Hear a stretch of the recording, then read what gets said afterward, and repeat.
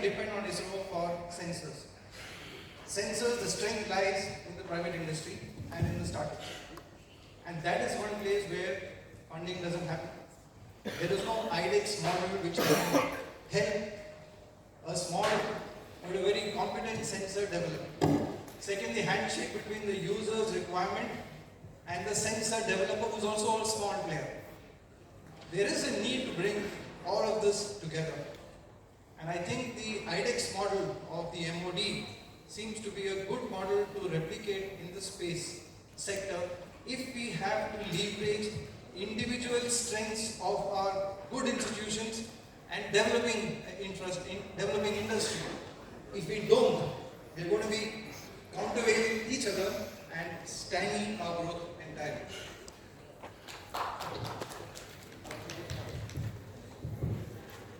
Thank you for that point, Suresh.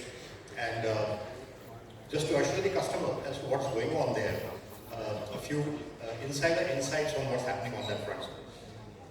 First of all, the magnificent R&D roadmap that ISRO has built for the next 25 odd years involves a lot of collaborative development along with the industry. And just a few months ago at the Space Industry Day, Dr. Somnath here, he laid out an extensive canvas of the plans and the roadmaps, the things that will be planned.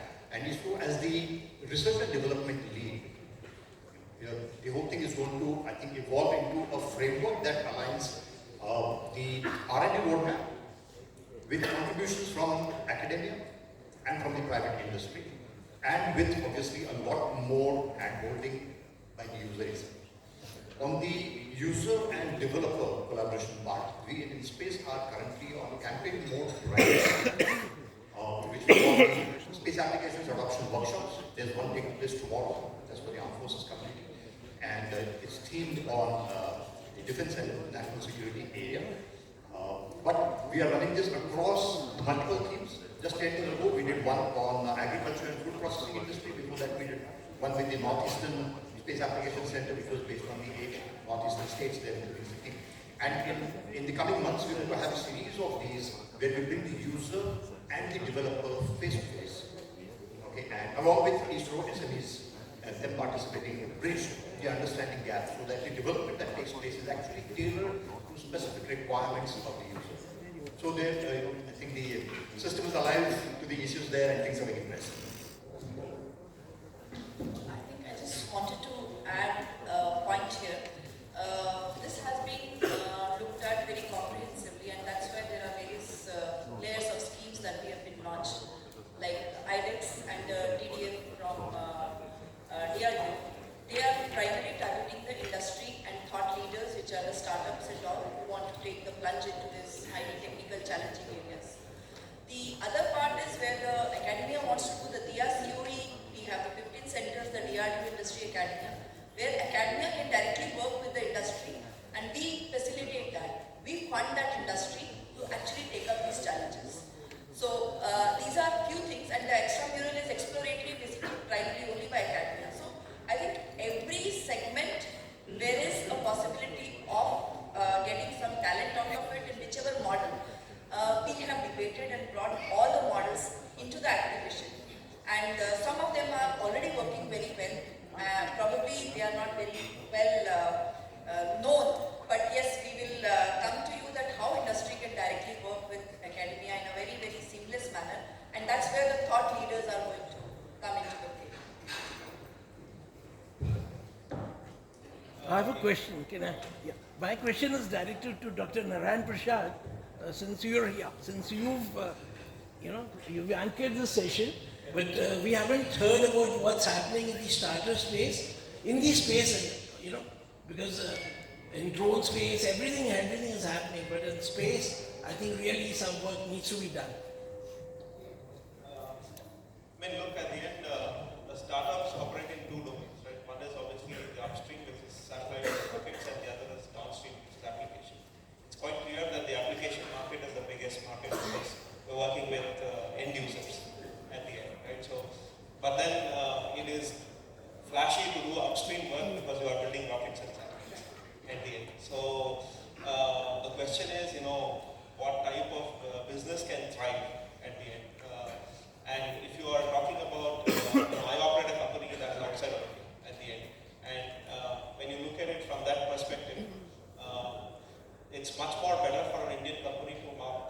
into a downstream end user segment, because at the end you have a lot more leverage to go and build big companies, because it's easier to build $1 billion company in the downstream than $1 billion company in the upstream at the end. So, and it is not possible to build $1 billion company in the upstream unless the government is giving you half that money at the end. So it's really, these things have to be kind of very clear, and it's very clear in other countries as well, because at the end, even if we look at $1 billion companies in the US, half of more than half of that is coming from the US at the end. So I think we shouldn't be simply replicating other countries. We should be probably looking at what we have and looking at what can we actually do based on our conditions, our strengths that are out there, and simply replicating the same policies, asking for the same types of things will not work at the end. So that would be my thought on all of this. Thank you. Yeah. Maybe we can take one last question because we have 5 minutes left. So if anybody else has any other, yeah. Thank you for the interesting panel. Vijay Narayan from Pennsylvania State University, USA. What aspect of your 2047 plan is accounting for your international collaboration? Of course, the Vasudhaiva Kutumbakam slogan that comes out from here. How do you envision space becomes a ground for collaboration and cooperation? And how do you also capture the imagination of people all around the world? Because again, as you said, markets come bottom up, not necessarily top down. So how do you bring in democracies and the people who may just think about space as just aspiration? How do you bring them along?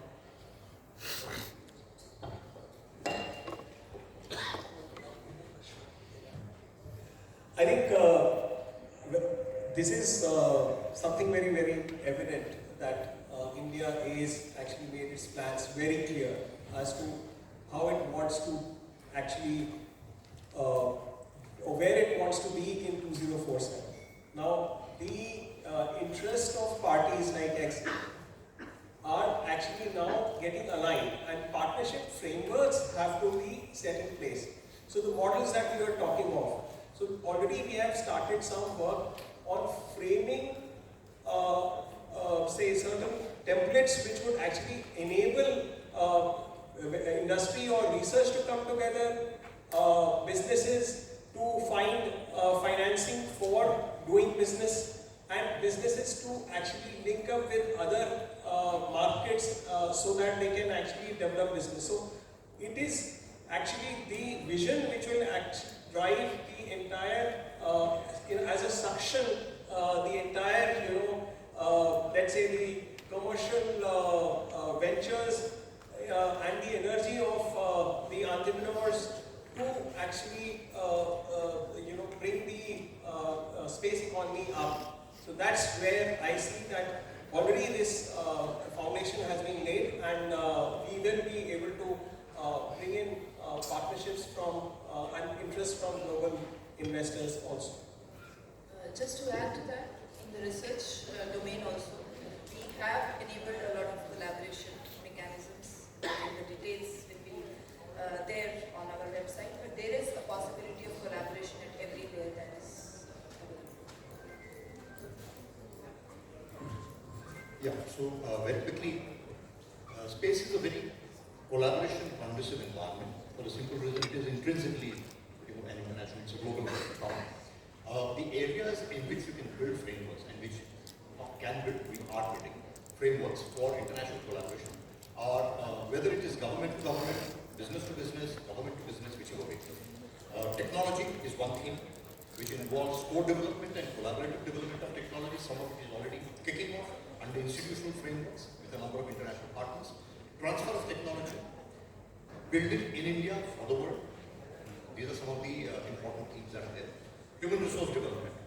There are areas in the world where space-faring countries have been at it for a long time. India is one of them. And there are many other space aspirant countries which are going to require a migration of space talent out of knowledge. That's another area where a lot of frameworks can be built around that part. Then there is the trade of commerce, because the penetration of space-based data products and solutions, whether it comes from your satellite communication, which is already widespread, satellite navigation, is there on every mobile phone, GPS, and also the Earth observation, related products, which are now penetrating into industry, into business, into governance, and also into the retail. So there is a huge requirement for all of this to store in the cloud, and that makes the commerce and trade part very, very strong. So there are large geographies globally which are very space data deficient. And also there is the possibilities of building ground stations in collaboration with Indian states, for example, in countries abroad, building rockets and utilizing those for the use of countries and so on and so forth. So there is just a huge amount of opportunity that's waiting there, and that's in evolution right now. Yeah, and to add to that, as I outlined initially, we are going to have a series of lunar exploration missions and other planetary exploration missions towards achieving the milestone of the space mission. So these exploration missions are not going to happen in isolation, because there is a lot of knowledge going to be shared. It's technological payloads that may be happening between collaborators. There could be even transportation or costing of payloads, or developing technologies for mutual benefit. So a lot of such collaborative ventures are going to be part and parcel of this. So a lot of knowledge, science, and even space infrastructure that may already be there might be shared. So that is why we are seeing an increased interest in our space mission, where we see leading global players approaching us for collaborative ventures. So we're out of time now, so I would like to have the chair give his final comments on this. Yeah. So let me thank each and every co-panelists for their insightful insights in achieving the space mission vision. Of course, I was about to ask the moderator for his views as well. That has already done, and thank you for efficiently moderating this panel discussion. And Dr. Ranjana, you have been you have given a good insight on the kind of engagement that we need with the academia. What could be the new mechanisms that we could evolve to engage with the academia and other national R&D laboratories to achieve these ambitious and complex goals. And thank you, AVM Code, for your insights into the economy, space economy that we need to build up or and enhance towards the future in order to achieve this vision, not only in terms of technology but also in terms of the space economy, and to become a leading player in the global space arena. And thank you, Lakshmesh, for your three-dimensional perspective of exploration. And Rob, and definitely, I think you may have additional points to share on the new manufacturing capacity, including newer technologies like additive manufacturing and automation.